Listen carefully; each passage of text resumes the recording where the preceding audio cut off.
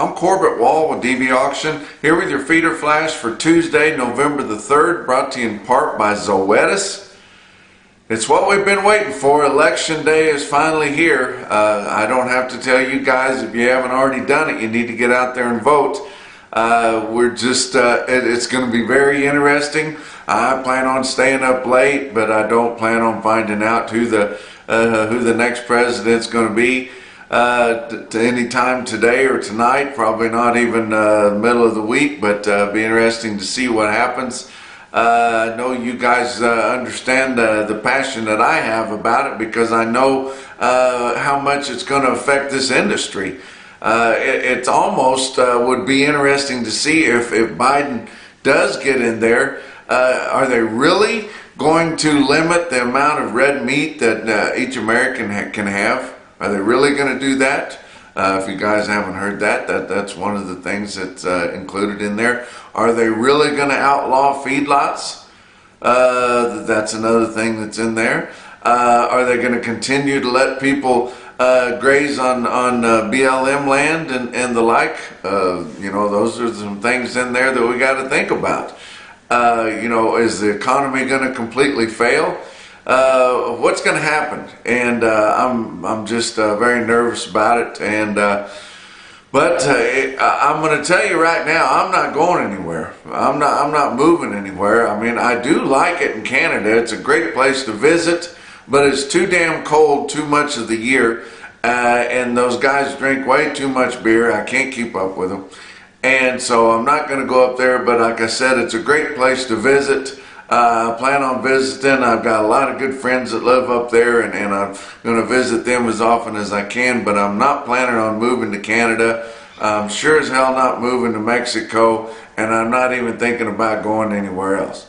But I wanted you guys to look at this picture that I stole off of social media here, and I think this kind of says a lot about today. And if you just look at that, and I know I usually find pictures of cattle people doing this, but you look at this farmer standing on his combine and looking up at Air Force One, likely coming in for a rally, and you just think, what is that guy thinking?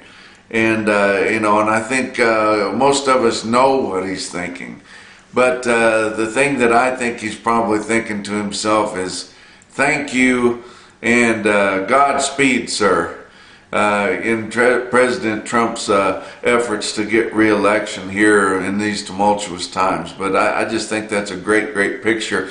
Don't forget, it's not just the presidential election. We've got all kinds of offices up. We've got a lot of senators. We've got to get these Congress people back in. That's going to be very important. If Biden happens to win it, and whether he does by some crooked means or some kind of a voter scheme or a mail-in ballot deal, and we can't get around that and he gets in, we definitely can't let them have total Democratic control in the House and in the Senate. We've sure got to keep our Senate. Was one lady that I wanted to give a shout out to, and I know you guys that listen to this are going to vote for her if you have the ability anyway, but Cindy Hyde-Smith in Mississippi, a senator there, she's up for re-election, and we've got to get her back in there, guys. She's sale barn people. Her husband runs the sale barn there in Brookhaven, Mississippi. You think it's not handy to have a lady senator from the southeast there in Mississippi whose husband runs a sale barn? You think that's not kind of handy? Whenever we're in this business, we definitely got to vote her back in. So if you guys have the ability to do that, don't forget to get in there and give your vote to her. But that's all we can do, people, is give them our vote, and I've already done it, and I know a lot of you have, and I'm begging you people that haven't yet, get in there. Every one counts. We desperately need every single one, and I hope that everybody gets in there and does it, and good luck to everybody, and I just want to say positive thoughts on this election deal. We don't need any rioting and pillaging of any kind on either one side or the other, depending on what happens. We need this deal to be on the up and up, and if there's some crooked stuff going on, like I'm sure there is, hopefully they get to the bottom of that. But let's talk about the board. To open the week on Monday, December live cattle futures up a quarter at 108.55. February was up 12 cents at 110.52. You're going out from there up a nickel to up 57 cents. So there's another day in a row that your live cattle futures were higher, which that's a very impressive showing the last week or so on them, especially on December there. Really gained a lot of ground. But November feeder cattle are actually off a little bit, down 42 cents at 136.97. January down 7 cents at 134.05. You're going out from there up 30 cents to up 97. So all of your out fronts on your feeder cattle were higher. Your weighted average on last week's dismal trade in your 5-area feeding region on negotiated cash, last week 46,200 head. That would be less than 10% of the steers and heifers that move in your 5-area feeding region. So that's ridiculous, absolutely ridiculous. And I told you guys on our last visit, right, one of my banners where I hooped and hollered, and I said this was a good argument for a cash mandate. And if you guys don't believe me or can't understand that, then you're not being honest with yourself. But that 46,200 head, that's after they scrambled and bought some cattle after hours on Friday. It's almost like your packers looked up and said, oh shit, we didn't buy near enough cattle anywhere. And I tell you how few cattle that they bought. That joke of a deal that NCBA wants to put in, the 75% plan, that the Packers did not reach the 75% of a robust deal. So, you know, your NCBA, they want 75% of a robust market. So they don't have, it's not really a 5-area. They threw Colorado in with Nebraska, but in Iowa, Nebraska / Colorado, Kansas, and Texas, none of those this past week did they reach 75% of a robust market.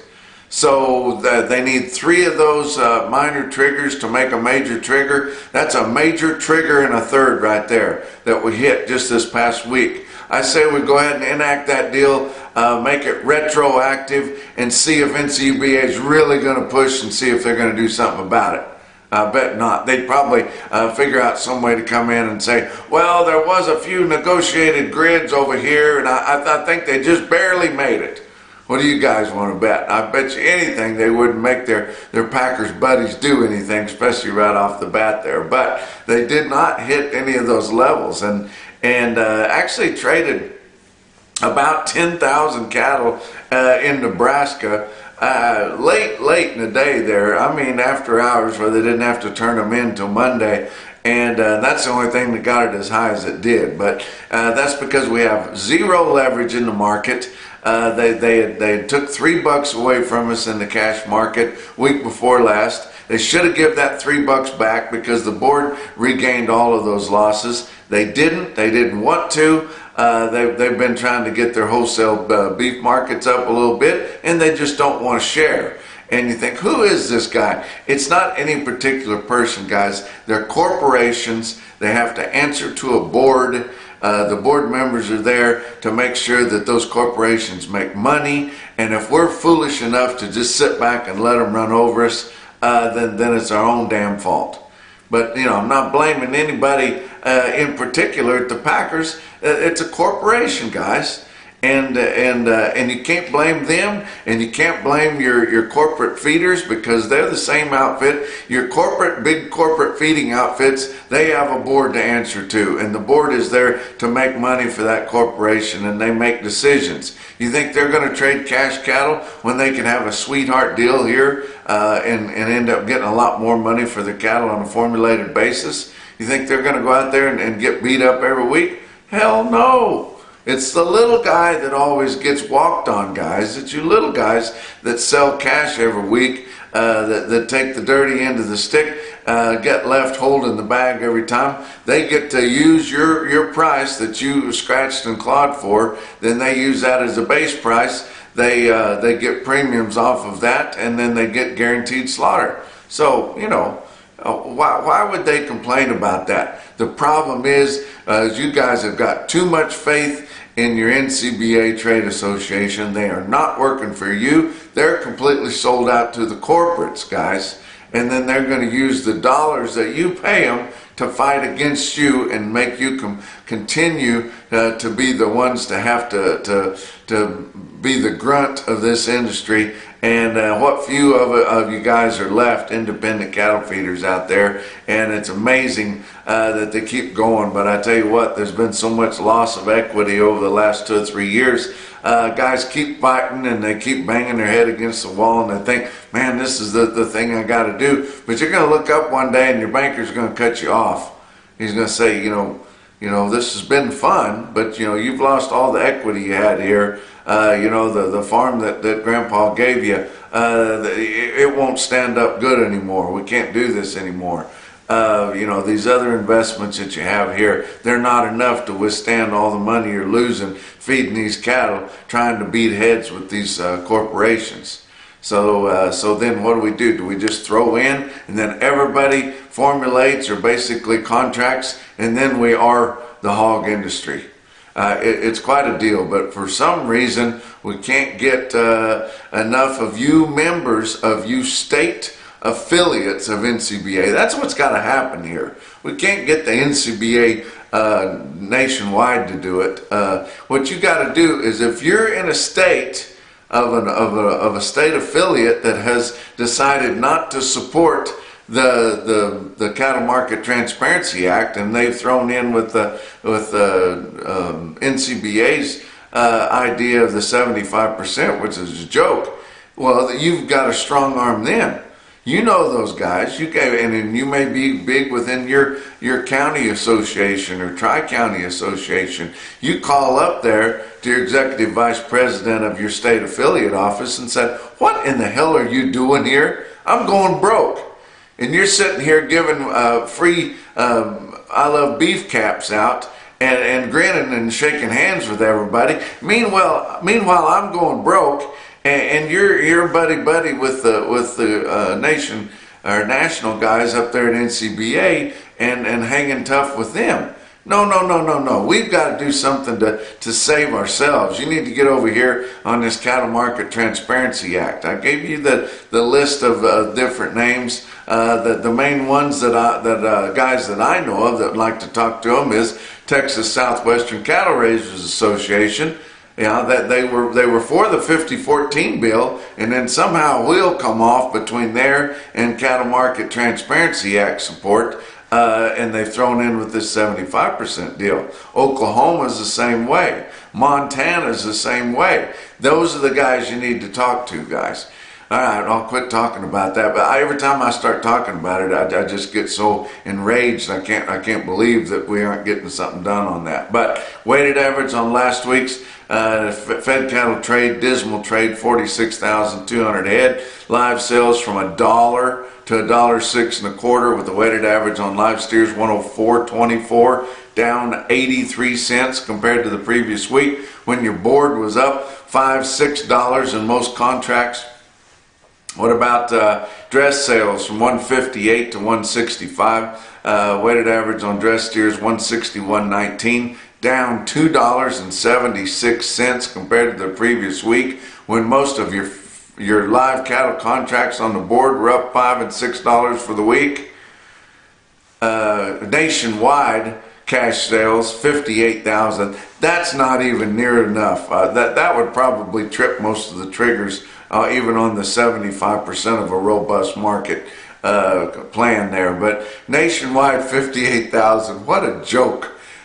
Formula sales last week 250,000. Okay. Now, you guys starting to see the problem here, why we need minimum mandated negotiated cash trade in this country, in your fed cattle arena. Negotiated grid was less than 26,000. Of your 58,000 cash sales, about 18.5% of those were for the 15 to 30 day delivery. Why people do that to let your packers have more captive supplies, I'll never understand.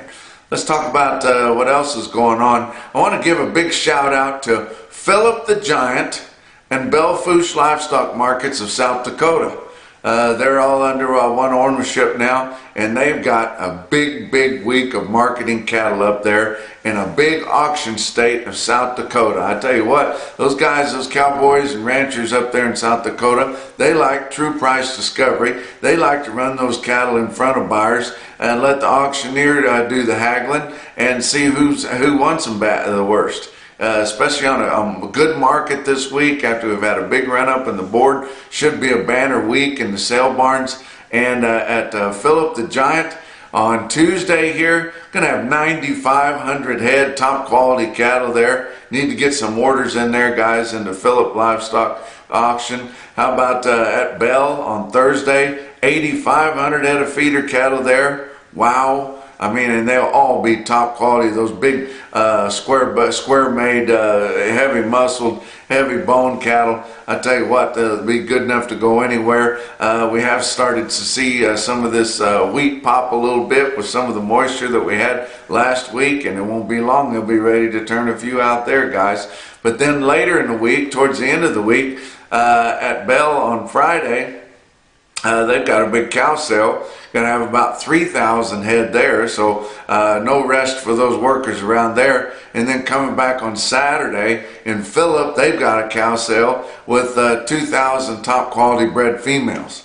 So don't miss out on those sales at Philip the Giant and Belle Fourche Livestock Markets of South Dakota.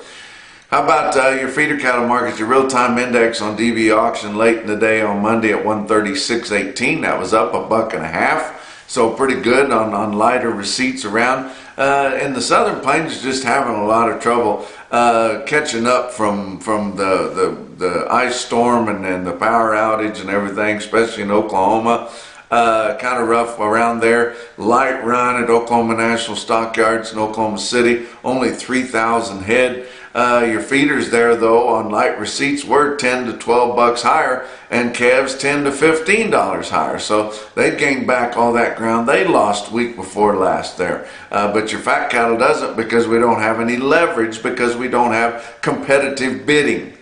How about Joplin Regional Stockyards? Only 2,900 there. I can't remember last time Joplin had less than 3,000 when cattle are moving. Yearlings there 4 to 8 bucks higher. Calves 5 to $10 higher. Got a message from John Campbell at Winter Livestock, La Junta, Colorado. Had over 5,000 head of fancy calves there for the calf special on a Monday. Calves were $5 to $10 higher and spots $12 higher. Really good sale there. How about a big sale that's not reported anywhere unless they pay for it? Faith Livestock Auction, 6,300 head there. Faith, South Dakota. Only place you're going to get a unbiased market report for theirs on Cattle Market Central, because I guess they're not big enough to have a federal state market reporter.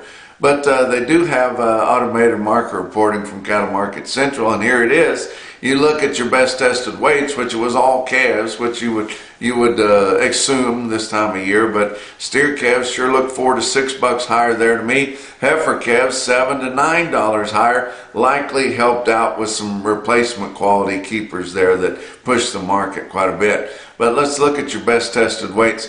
How about 1,074 head of 4-weight steer calves, averaging 463, 175.42, up about 5 1/4 compared to last week on your weighted average price.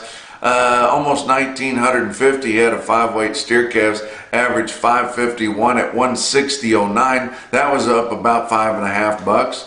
Over 1,000 head of 6-weight steer calves, average 633 at 151.94. That was up $4.85 on the weighted average price compared to last week. Look at some heifers. 725 head of the 4-weight heifers, average 457 at 149.53. That was up about 8.5 bucks. And then 976 head of the 5-weight heifer calves, average 536, 146.53, up about $7.5.